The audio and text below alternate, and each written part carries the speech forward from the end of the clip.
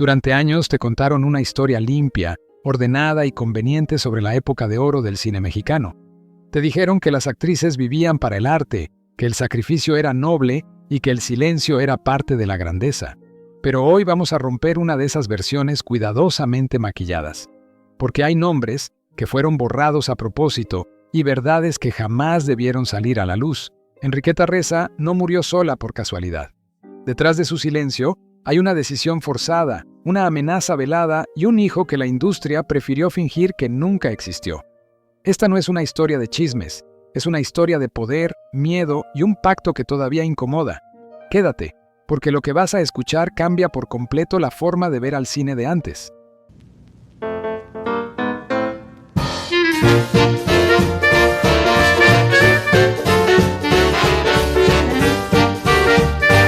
Durante décadas, la historia oficial repitió una sola frase como si fuera un dogma incuestionable. Enriqueta Reza nunca tuvo hijos. Se dijo en libros, se normalizó en entrevistas antiguas y hoy se recicla sin análisis en videos de YouTube. Pero cuando una versión se repite demasiadas veces sin pruebas, sin documentos y sin voces disidentes, deja de ser verdad y se convierte en una construcción conveniente. Porque mientras el cine mexicano insistía en retratar a Enriqueta Reza como una mujer sola, sin descendencia y sin lazos, su hijo existía, respiraba, trabajaba y estaba peligrosamente cerca del mismo sistema que había decidido borrarlo. Y aquí es donde la historia se vuelve incómoda. No estamos hablando de un hijo desconocido, criado lejos del país o apartado del medio artístico. Estamos hablando de Carlos Bravo, actor de reparto, actor complementario y periodista. Un hombre que estaba dentro del sistema, que entendía cómo funcionaba y que, por esa misma razón, representaba una amenaza silenciosa, porque su sola existencia generaba preguntas que nadie quería responder. ¿Por qué nunca se habló de su nacimiento? ¿Quién decidió que su nombre no debía asociarse jamás al de su madre? ¿Y qué imagen era tan frágil que necesitaba ser protegida a costa de una vida? Para comprender esta tragedia hay que mirar el origen, y ese origen está marcado por la pobreza extrema. Enriqueta Reza no nació en un entorno privilegiado, ni tuvo redes de apoyo. Según múltiples testimonios, cuando apenas era una niña, llegó incluso a pedir limosna en las calles. Fue detenida varias veces acusada de vagancia, no por cometer delitos, sino por ser pobre en un sistema que criminalizaba la miseria. Esa infancia quebrada moldeó su carácter, su autoestima y su manera de relacionarse con el mundo. Aprendió desde muy temprano que sobrevivir implicaba callar, aceptar y no hacer preguntas.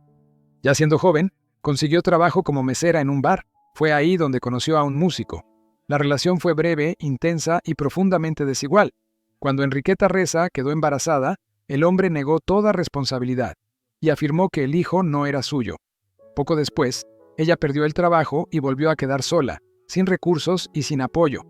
Vagó nuevamente por las calles, embarazada, vulnerable y sin ningún tipo de protección.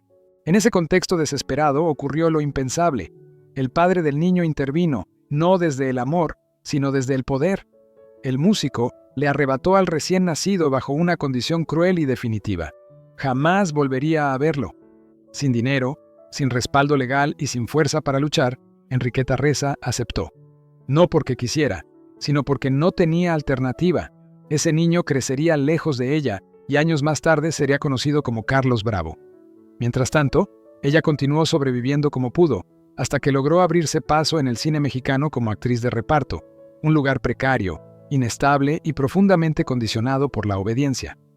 Cuando comenzó a tener cierta estabilidad económica, Enriqueta Reza intentó recuperar a su hijo por la vía legal. Y aquí aparece uno de los datos más reveladores de esta historia. La ley le dio la razón. Legalmente, podía tenerlo de vuelta, pero la ley no era quien mandaba en el cine mexicano. En una reunión rápida, discreta y sin registros oficiales, los productores le dejaron claro el mensaje. Si retomaba la custodia de su hijo, todos sus contratos serían cancelados. Su carrera terminaría de inmediato. Se afirma que el mensajero de esa amenaza fue Emilio "el Indio" Fernández, una de las figuras más poderosas del medio. La industria no estaba dispuesta a permitir que una actriz de reparto, con un pasado incómodo y una maternidad visible, rompiera la imagen que tanto cuidaban. Después de enfrentarse a una decisión imposible, Enriqueta Reza volvió a entregar a Carlos Bravo a su padre. Esta segunda renuncia la destruyó por dentro. El hombre, enfurecido, la amenazó nuevamente y le prohibió acercarse al niño para siempre. Aún así, algunos investigadores sostienen que ella lo ayudó en silencio años después, recomendándolo discretamente para pequeños papeles y trabajos, siempre sin dejar huella, siempre sin provocar escándalos. El cine de aquella época castigaba duramente a las actrices que tenían hijos.